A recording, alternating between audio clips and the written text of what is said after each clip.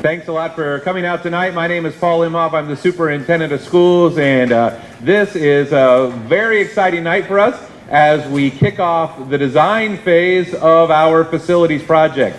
Many of you know that we've been talking about this for 3 years, and it's finally time to get to work. I've been telling, yes.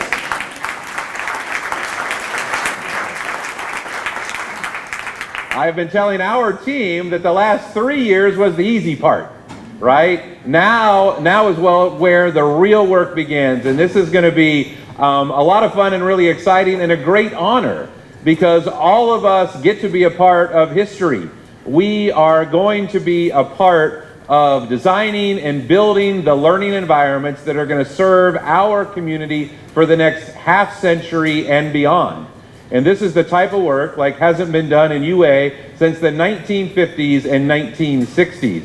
So this is truly an exciting time to be in UA. And I will tell you that the philosophy of our Board of Education has been everything has to be community driven. And their theme has been Your Voice Matters. And I will tell you that was the case during the planning process.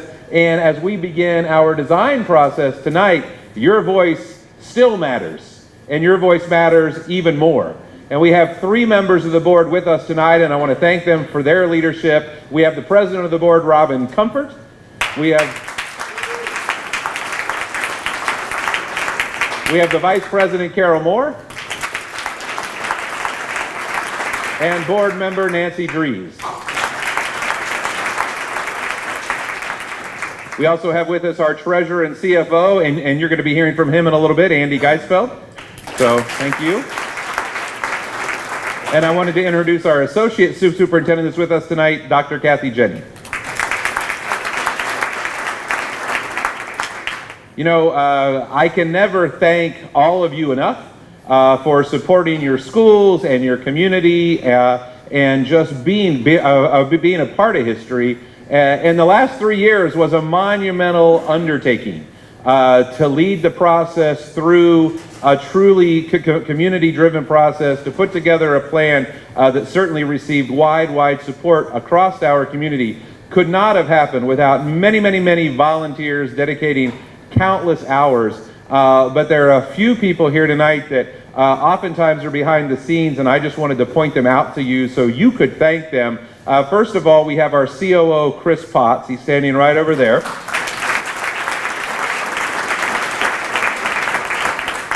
One of the hardest working guys you are ever going to meet, lives here, kids in school here, totally dedicated to UA, married a UA girl, so he's never leaving, and that is good, and that is good for us. And he was with me on many of those night meetings we had in homes, and it was just, it's a lot of fun spending time with Chris, and we're just getting started, right, buddy? That's right.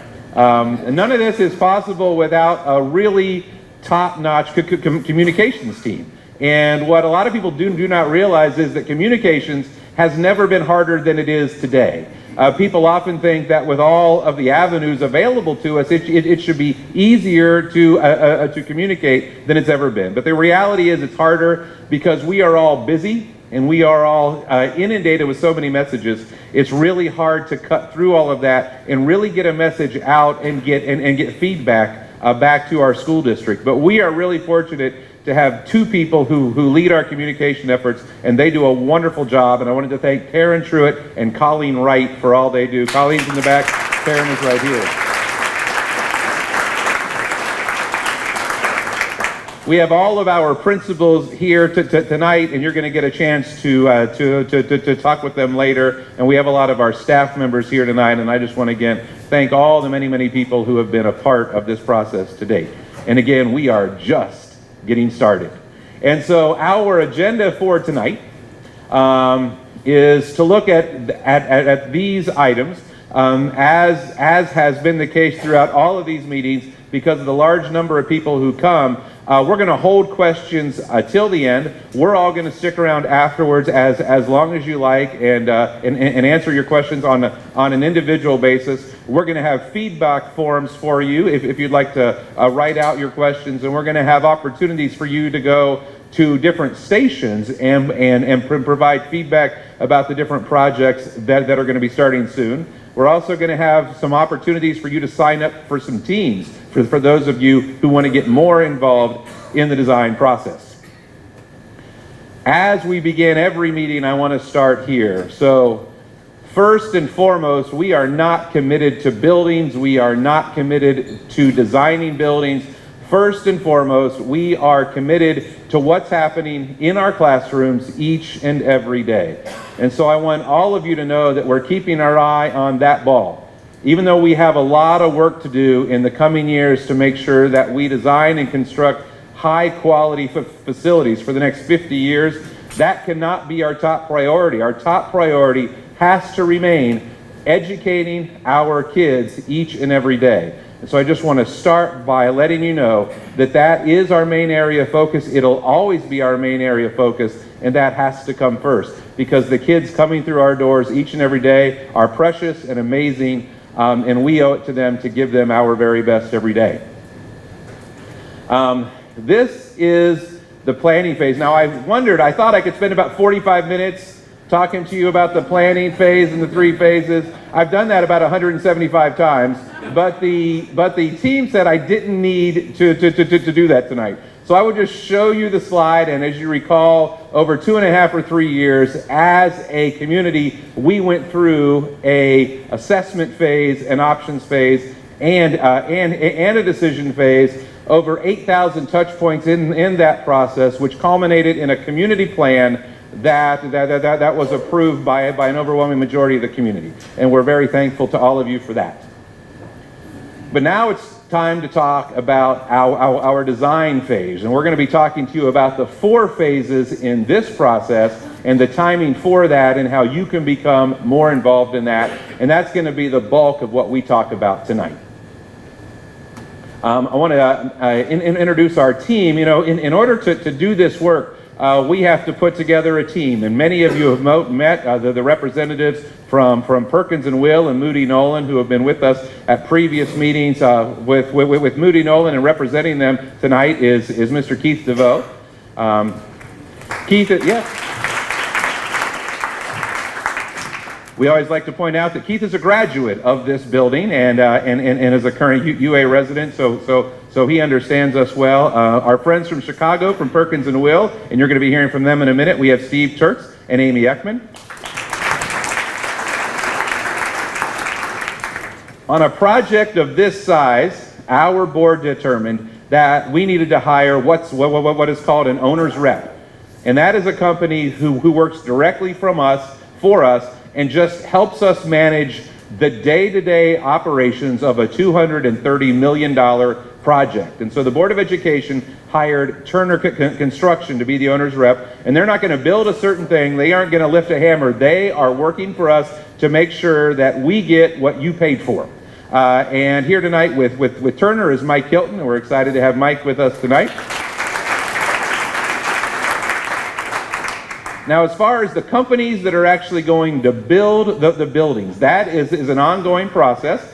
We're going to have a recommendation for the Board of Education next week for the construction company we are going to be recommending to build this building, and that is a process called CMR, or Construction a Manager at Risk. We have started the process to select the companies who we're going to be building the elementary schools, and we'll be ready to recommend those companies in January. And I keep saying companies because there will be multiple companies building our buildings. This is a lot of work, and we're going to need multiple companies who are a part of this. And so that is our team. And then I'm going to introduce Andy Geisfeld, our treasurer and CFO, to talk about the funding part of our plan. Andy? Thank you. You know, it's hard to believe November 7th came, and now all of a sudden we've been running on the treadmills, running as fast as we can to make this happen. And part of that is we are working on issuing debt. These projects here are going to be a quick 4-year build, more or less. So we need to have the $230 million in hand so we can begin to start paying our vendors, etc. So what you're going to see throughout the newspaper and throughout our communications is we will be issuing a note here this month to start working on our expenses. So probably about a $10 million note to get this process rolling. But really the important part then is we are going to quickly turn around and issue our bonds. So in January here, we will be heading out to meet with the rating agencies to help them understand what we do, why we do it, how we do it, all our planning, so that we can keep our high credit ratings we've had so far. And why is that important? Those credit ratings are important so that our interest rates stay low when it comes to this mortgage, this bond issue. So therefore, we'll go out there and hopefully maintain our AAA bond rating, which is the highest possible, and go forward from there. And then we will actually issue the debt in late January. So we'll actually sell the rest of the bonds. And with that, some people have been asking through this whole process, how can we individually buy some bonds? So part of the process is should you have any interest in buying those bonds, we will actually be talking about that in January with our investment group and our financial advisors to explain to you how you could potentially do that. Because I know there has been some interest in this district and in other districts as they issue bonds. Some community members will go ahead and want to have that option. So we will be coming to you and having that conversation. But yeah, so January is going to be a crazy month, and then we will have the money in hand to start making these projects happen. So we're excited. Thanks, Andy. A part of our meeting our budget is the commitment from the Board of Education recommended by our Financial Advisory Board. As a reminder, that was a group of 10 business leaders who live in UA, and they recommended that we raise at least $5 million privately to help fund this project. And so that is work that we are beginning the planning for, and we're going to be kicking off that effort soon. It's going to be led by our Education Foundation, and it's going to be real similar to what you would typically see in a private school. We are going to have opportunities for naming rights, and so there'll be lists of spaces and prices on those prices on those items. So if families or companies want to name a piece of the building after them, they will have the opportunity to do that, as long as it is consistent with the mission of the school district. Obviously, I'm not going to use an example here. I don't want to offend anyone, but you wouldn't name the gym after a company that we might think would not be the best example for our kids. You fill in the blank of what that might be. But again, the Board of Education has some control over that. But again, the feeling is we need to leverage private dollars, which has helped keep the cost of the project a bit lower to help us as taxpayers. And so you'll be seeing more about that, and there'll be ways to get involved in that in a major way, as well as in a way that is a smaller as well. So there'll be opportunities for all of us who want to be a part of that to be a part of that. At the beginning of the planning process, through these meetings and feedback throughout our community, we developed these guiding principles that were there to guide our planning work. And I just wanted to remind everyone that these are still the guiding principles that need to guide the design work of our new and renovated buildings. And so always like to realize that we're going to stay grounded in these principles that were informed again by our staff and community. One of the things we need to talk about is enrollment. As we did those 170 some meetings in homes, one of the things that shocked people night after night after night is that we are one of the top 10 fastest growing districts in the entire state of Ohio. We are growing, and we are growing rapidly. In the fall of 2015, we had a 10-year projection of enrollment done that showed us growing to 6,700 kids. We just had a new projection done, it was just finished, that shows us growing to over 7,200 students. I will tell you that one of the challenges of our design phase is making sure that we build buildings that are big enough to accommodate the growth that keeps coming to us day after day after day. People want to live here, and a lot of times people ask, well, how can we grow? Because there's no place to build a lot of new homes like in other places. And that is one way to grow. The other way to grow is when more and more of the homes in our community have kids with school-age kids living in them, and that's what's happening to us. More and more of our households have school-aged kids. More and more of the homes being sold are being sold to people who have school-aged kids, and so we're growing. So as a part of the design phase, we are going to build to accommodate our enrollment projections. But on all 6 of the projects, we're also asking our design team and all of you who are going to be a part of the process to identify on our sites, if we need to add on in the future, where is the first spot to add on classrooms, so we can plan for future growth in case that comes. And so we can be thoughtful about that from the very beginning of our design process. So our projects, and I know many of you know this, include a brand new high school, a brand new Wycliffe, a brand new Windermere, almost a brand new green zoo. We are going to keep the gym from 1997 and the addition from 2009, and renovated schools at Barrington and Tremont. And we're going to get started on those design processes tonight. We're also going to be working on athletic spaces that are going to be behind Tremont, and a new stadium complex here. And so at this point, I'm going to introduce Steve Turks and Amy Ekman from Perkins and Will, and they're going to walk you through some of the work that has already been done, just to bring us up to speed on that. Steve and Amy? Thanks, Paul. Grab the clicker. So we're going to walk you through the projects. Many of you may be familiar with these, but just to give you a quick review for what you just approved. They fall really into these 2 categories: schools that are being renovated, and then there are several that Paul just mentioned that are being rebuilt. What does renovate mean? We're really taking a holistic look at the schools that are being renovated. So a building like Barrington Elementary School, for instance, which is actually a building that will have a renovation and an addition, but the existing building that will be renovated, we're really looking at all the systems in the building. Some of that is the stuff that's behind the walls and above ceilings that you may not see, but mechanical systems, electrical, plumbing, new lighting, where appropriate, new windows if they're of an age where they need to be replaced. And then, of course, in the additions, that's all new construction. Okay, so really want to make sure you understand that the renovation takes a holistic look. It also looks at existing spaces in those buildings to make sure that we're right-sizing spaces. So an easy example for that would be classrooms. A lot of the classrooms built in that era, Barrington's a little bit older, but a lot of your schools are in those 50s, late 50s, early 60s, are built smaller than we would build today. And they're smaller than we would build and than we are building in the new elementaries. So we're going to be right-sizing the sizes of those spaces to really set you up, as Paul mentioned many times, for the next 50 or 60 years. So that's renovation. Rebuilding is pretty straightforward concept. The building that's there will be replaced with an entirely new building. Okay. So the high school, the building we're in now, just to get you oriented to the planned north is to the left, okay, of the aerial photograph here.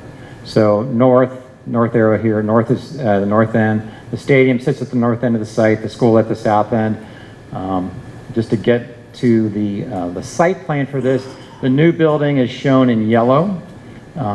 It sets where the existing building does not, so that we can build it free and clear of existing construction. There will be some phasing that needs to take place to make this work. Every one of the sites will have a construction logistics plan associated with it, so that we know where we're going to have temporary types of facilities, parking, and that type of thing. So what we did as part of the master planning effort, we wrote space programs for every single school. So that space program is essentially an accounting of the spaces that go in, what type of space, how many spaces, how big are they, and we use that space program at every campus to do test fits.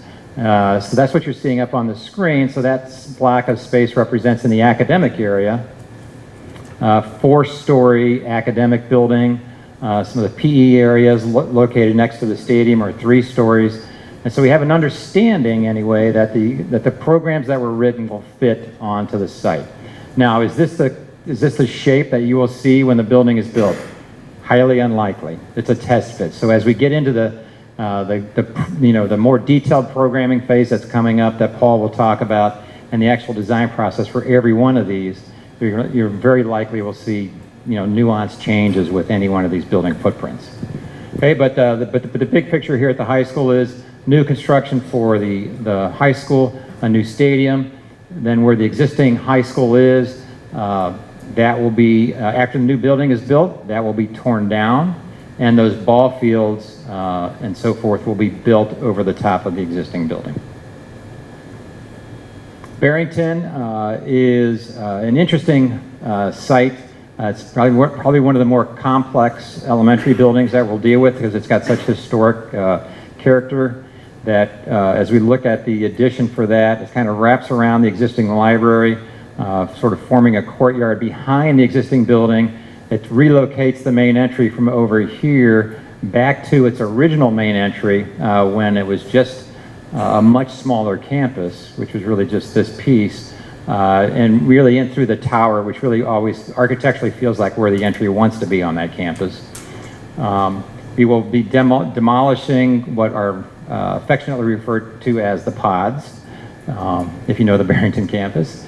And so that's really a look at Barrington. And again, the existing building gets renovated in that scheme. So this is the existing Greensview site, and north is up on the elementary schools because we have a smaller site to deal with than at the high school here. What that looks like is the darker yellow is the newer additions to that building that are going to be renovated and repurposed. The main entry is shown there just north of where it currently is down here, and you'll see this 2-story building, which is all the elementaries are test fit as 2 stories. That gives you more room on your sites to have more green space, more field space, and also just fit more building program on your sites. You'll also notice that most of the elementaries are diagrammed as a courtyard building. That's not necessarily how they're going to turn out, but as a test fit, we wanted to try to maximize the exterior wall and the daylight for the teaching spaces and the other spaces in the building. So that allows more exterior wall on the site, but also secure outdoor space as well. So that, again, as Steve said, may not be how it ends up, but that's how it's shown on all the elementaries. And then, at Tremont, many of you might know Tremont has seen some work recently with a couple of additions, one on each end of the building. And so what that looks like is there's an addition here. This one actually came first a year prior. So these portions of the building have already just either they're new as additions or in other cases as in the entry and the old cafeteria have seen some very recent work just in the past year or so. So we won't be touching those, but the balance of the building that's shown in this color of yellow will get the renovation, and just as I mentioned at Barrington, right sizing classrooms and dealing with those types of spaces. We are planning an addition to the very end of the building to help handle some of that enrollment increase that we're talking about. So that's a look at Tremont. Wycliffe is one of the elementaries, one of the 2 elementaries, Wycliffe and Windermere, that will be completely replaced. And so as in, you'll notice this is true for Wycliffe, not true for Windermere, but Wycliffe, the new construction happens where the existing building is not. So again, showing diagrammatically in the test fit, a courtyard building sets away from the existing Wycliffe building. Parking will stay, the castle playground stays intact even after construction. So when the new building is built, ultimately the below where the existing building sits will become parking. Try to keep those nice mature trees out across the front of the building.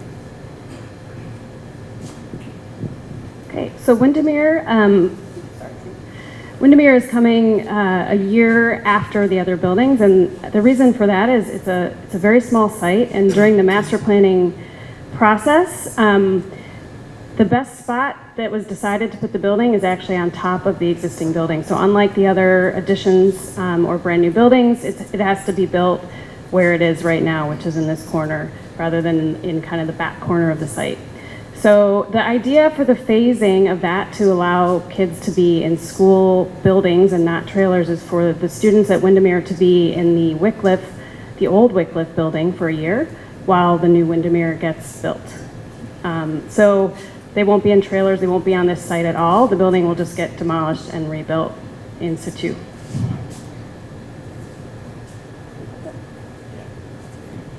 So did that last bit make sense about Windermere and, okay. So there's gonna be two buildings sitting on the Wycliffe site for a year.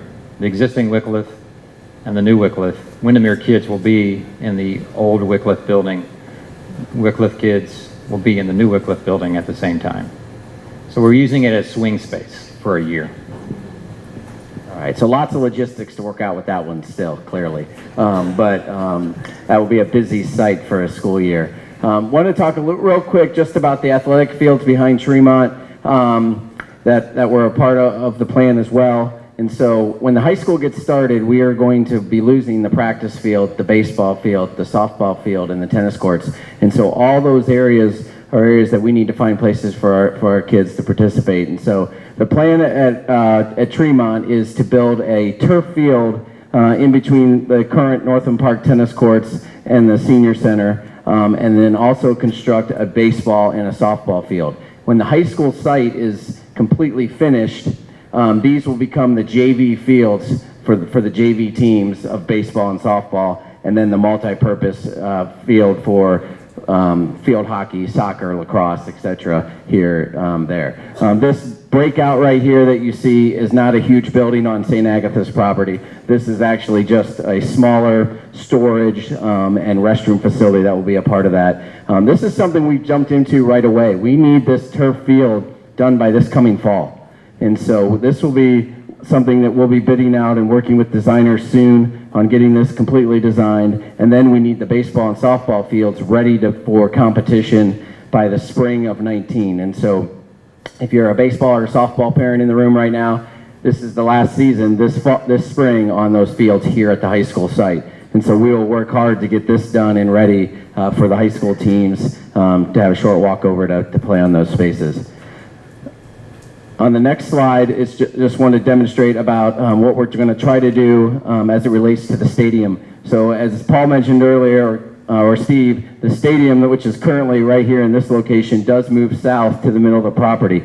The idea and the goal from our construction experts is that we can actually keep the current stadium open and build the new stadium. And so we will not be losing any seasons on the stadium field during that time. And we'll get the new stadium open, then the rest of the high school will be built. And so we will have an active construction site, but a stadium operating by the July of 19. And so the fall season of 19, we will be using this new stadium for all of our sports. We will lose one spring, which would be the spring of 19. We will lose a track season there because part of the track will have to be taken out, but we will still have the field in play. So those spring sports will still have the current old stadium for spring sports. So that's the current idea for the stadium right now, is that we start construction on that first and have that open by July of 19. So if you're thinking right now, there's a lot of moving parts in this whole thing and a lot of logistics. Yeah, there's 10 times more than you even think, okay? There are a lot of moving parts in this, a lot of logistics, and we're gonna need your help to get all those right. So I'm gonna talk a little bit about the design process, and then I'm gonna talk about how we're gonna need you to get involved and be a part of all this so we can get all of this right. So these are 4 phases that always occur in school construction. They are programming, and then schematic design, and design development, and then construction documents. And you'll hear those referred to as SD, DD, and CD. Those are your acronyms for the night, okay? And as far as a schedule, if we'll go to the next slide, programming is about 3 months, and then the schematic design is about 3 months, and design development is about 3 months, and then the construction document phase is about 6 months. Now, if you're thinking at this time, all of this is moving quickly, you are exactly right. All of this is moving quickly, and there is a very good reason for that. We have been working with our financial experts, and there are a lot of people, while no one can predict this, a lot of people are thinking that interest rates are going to be going up. So the sooner we issue the bonds, according to experts, the better off we are going to be, meaning the lowest possible cost of borrowing, which helps our taxes. So we are going to be issuing bonds, as Andy said, at the end of January. And the reason that drives our time frame is when you issue tax-exempt bonds, you have a certain amount of time when you have to expend those dollars. And so to get the lowest possible cost of borrowing, to keep our taxes as low as possible, we do need to be aggressive in our timeline. And that is what is driving this. Programming. So what is programming? Programming is when you determine what are the spaces we need in the building, how many classrooms and what size should they be, how big should the cafeteria be, how big should the gym be, what are the spaces that should be next to each other, how much corridor space do you need? And so that all happens in programming. Now I will tell you, for each of the buildings, as you know, we have a budget in place already. And that budget is based upon a total square footage for each of the projects. And so as we go into programming, we're going to be talking about how many of what types of spaces to have in each of these buildings and what the size should be. But all of that work has to remain at the square footage or less that we have budgeted for each of the buildings. So there is no blank check here. We have to stay within our square footage because that is what the estimates are based upon. And so that is the work that happens in the first 3 months of programming. After we get done with that, we actually go to the second phase, which is SD. That is when you start to see the first round of what we call our blueprints. And so you start to see where are the classrooms and where are the gym and how's it all laid out and what is the outside of the building going to look like. And that is when you see the first draft of all of those things. Also importantly, at the end of that phase, we have 2 independent estimates done at that point in the process to make sure we are on budget. Understand, our budget is our budget. There is no way in public school construction to go over budget. There is no more money. We have to stay on budget. There is no other option. There is no other option. There is no other mechanism. Okay? In the private sector, you can borrow more money. You can spend more money. We can't do that. So we have to stay on budget. So after this phase, two separate estimates. I will tell you right now, what typically happens at this point in the project is just what happens when you're putting a new kitchen in your house. You will bring over the contractor and you will say, I want this, I want this, I want this, I want this, I want that. And you feel really good. Then the contractor comes back and gives you the price.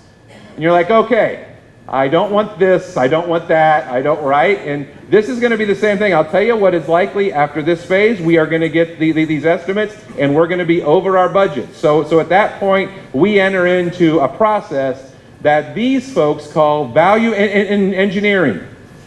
It's a real fancy term for cutting stuff, okay? But again, we have to stay on budget. There is no mechanism to go over budget. And that is how the process works, and we'll be very, very, very transparent about that. So then we'll go into DD, and that is where we put even more detail to our drawings, adding more and more detail. At the end of that process, 2 more estimates, okay? And guess what? If we're over budget, guess what we do again? We do more value engineering. That is how the process works because we have to stay on budget. Do we have to stay on budget? Are you getting that part? We have to stay on budget. The other thing, and I've already gotten this question from some Windermere folks. They're like, well, if we start to go over budget on the other projects, is there a chance you're just going to cut the Windermere project because that's a year later? No. So what our board has said is each of these project budgets are separate, right? So each project has to stay on budget. So we're not going to borrow from one to pay for the other. Each of these 6 projects is separate, and we're going to stay within our budget for each of the 6 projects. So we're going to stay on budget. Are you with me there? We have to be on budget. And that does mean throughout the process, there will be tough choices to make. I don't want to say anything different than that. That is just the nature of this work. But I will tell you, we will do that together. And we will make sure that at the end of the day, we have the best possible buildings for our kids. And then after that, we will go into the final phase, which is CD, and we'll do a quick price check at the end of that as well. And then these prices, and then these projects go out for pricing, and we get to work. Okay? I think I mentioned that. I've gotten a lot of questions about budget. We will be on budget, okay, because we have to be. Okay, we will be on budget. Now, we need you to be a part of this. We need you to be a part of this. And so there are going to be a number of different ways to be involved, and I want to walk through those now. We'll go to the next slide. The first are these building design teams. Many of you in this room were a part of building teams over the last 2.5 years. And we will have a building team for each of these 6 projects. And we need you to volunteer to be a part of that. And we will take every person who wants to volunteer to be a part of those teams. We want you to be a part of those teams. You can be a part of multiple teams. And we're asking our community to be a part of that. We are asking our staff to be a part of that. And especially in the older grades, we're asking our kids to be a part of that. Because we want to make sure that they have a voice in this as well. And that is going to be large groups of people who are informing the process. Listen to what I just said. Informing the process. You cannot design buildings by committee. Okay? It would take forever. It would cost way too much money. So we will be informing the process. All of the final decisions are made by 5 people. You all know who those five people are, right? That is the Board of Education. But we will all be informing the process, and what is most important to them is what all of you say. But that is how the process will work from there. So this is very important. The next part is very important. The Board of Education has told us that they want these buildings to be sustainable. And so how do we build buildings that are green and will cost us the least amount of money to operate over the decades? The good news is we have lots of people in our community who understand sustainable design and or are passionate about that. So on this team, again, we are asking everyone who has a passion for this or expertise in sustainable design to join our green team at the district level. And we are going to be talking about all the different areas of sustainable design and what's going to make sense for our new and renovated buildings. And this is going to be very important, part of the project that we need you to be a part of.